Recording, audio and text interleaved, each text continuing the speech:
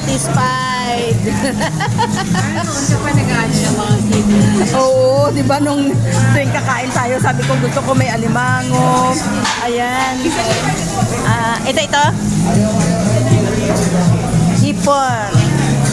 Parang kulang pagkain nyo dyan.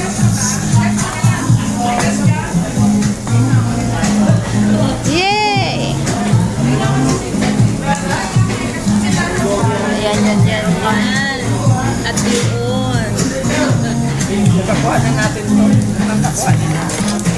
Thank you. Ayan eh. Tingnan mo yung crab. Okay lang. Ano yan, kumaga marinated. Oo. Ano lang, ang tawag nun?